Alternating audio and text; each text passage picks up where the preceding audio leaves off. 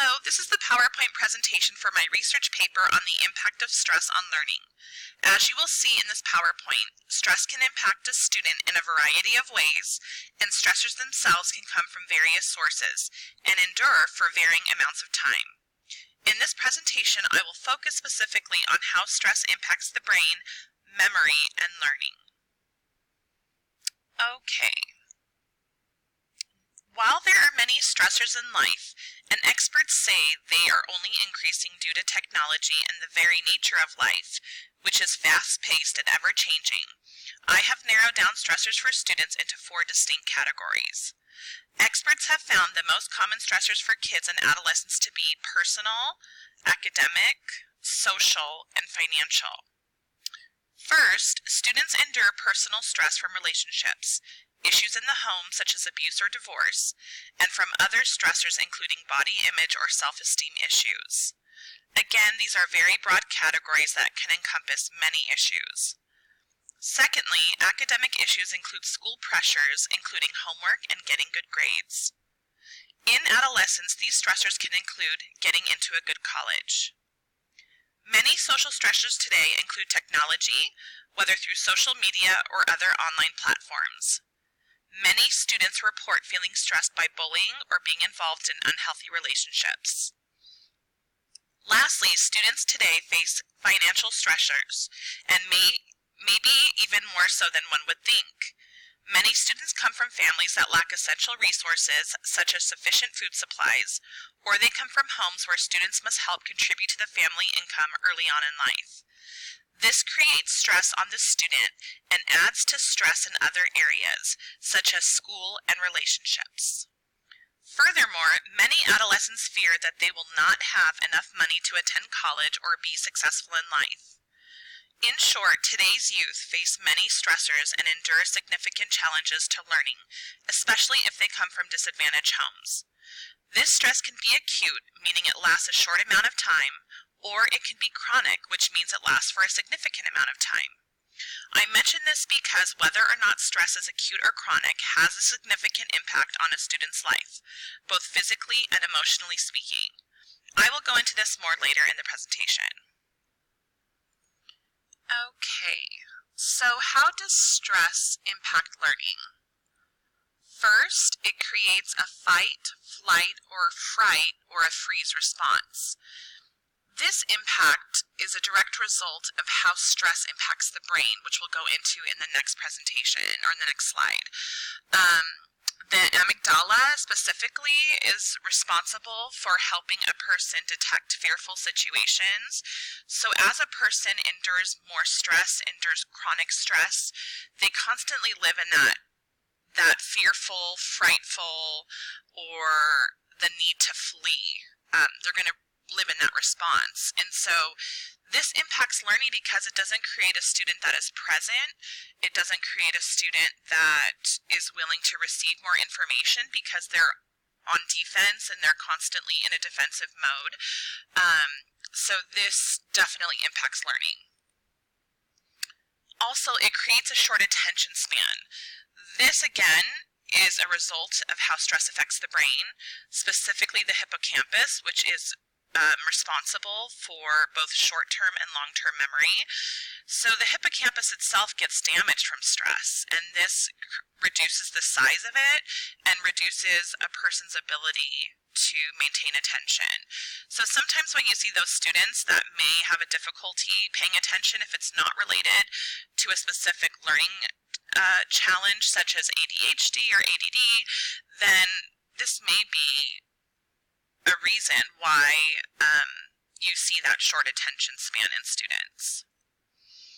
Also, there's a struggle for learning. They fall behind in school. So these students who, experience chronic stress, they are the ones who sometimes are challenged in school, who have a difficulty learning, who have difficulty with staying on top of homework and being able to complete assignments. And that itself can be a stressor. So it enhances the situation they've already been placed in or that they've been given in life.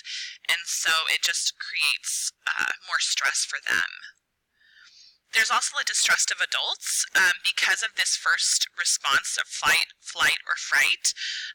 Many students come to be wary of authority figures or just people in general and see them as a threat, see them as something to not put trust in.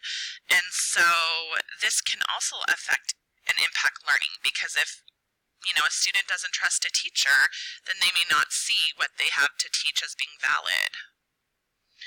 Also, they're unable to develop healthy peer relationships, so you may see these students as being isolated, maybe not integrated very well into the classroom, maybe in collaborative activities. They're not active participants, so this all affects and impacts their learning. And also, it really creates a fixed mindset. These students live in a state of feeling like a failure or being in despair, being frustrated, and so they don't really see themselves as able to learn. They don't see themselves as able to receive new information and grow and be successful. So this contributes to a fixed mindset, which is definitely something teachers can address in the classroom. With regard to the research on stress and learning, first, stress greatly impacts the brain. The three regions of the brain it impacts are the prefrontal cortex, the amygdala, and the hippocampus. The prefrontal cortex is the area of the brain that is responsible for memory and learning. It also helps regulate thoughts, emotions, and actions. It works together with the amygdala when stress is experienced. Together, they'd send signals to the body to prepare for stress. Over time, however, the prefrontal cortex can actually shrink due to stress. Therefore, executive functions such as learning and memory can be greatly affected. In short, stress can kill brain cells and can significantly damage the brain. In the face of both acute and chronic stress, the amygdala actually increases in size, which can elevate cortisol levels and cause a person to be in a constant state of fight or flight. Cortisol is the stress hormone that greatly impacts the hippocampus. The hippocampus is the center of short-term memory, and while some acute stress has actually been shown to help short-term memory, especially with regarding to learning specific content area material, over time acute stress can actually damage the hippocampus, causing people who are stressed to feel fearful and easily threatened. With regard to learning, stress directly impacts memory. Because of stress's negative impact on the hippocampus, the memory portion of the brain, stress can impact a student's ability to encode and retain information to be used in the near or distant future. Again, some acute stress can actually help short-term memory, but if acute stress occurs over a long period of time, it too can prove damaging to the hippocampus. Furthermore, chronic stress can hinder the hippocampus from receiving enough energy to function, thereby greatly affecting memory both short and long term. Of course, learning itself is greatly affected by stress, especially after learning of the effects of stress on the brain and memory. Due to the high levels of cortisol produced by stress, those who endure stress lack attention, perception, and learning and memory functions. This in turn produces a reactive rather than a responsive brain. A reactive brain not only produces anxiety and depression in people, but it makes learning quite challenging. The reactive brain is a result of a shrinking hippocampus and prefrontal cortex and an overstimulated and enlarged amygdala. This combination helps set the stage for a person being in a constant state of fear or threat, and it is a result of stress. Thankfully, it can be reset or reprogrammed, and this is where we teachers step in. So, what are the implications for us? There are three broad categories that I've identified as ways that teachers can intervene and help students manage their stress.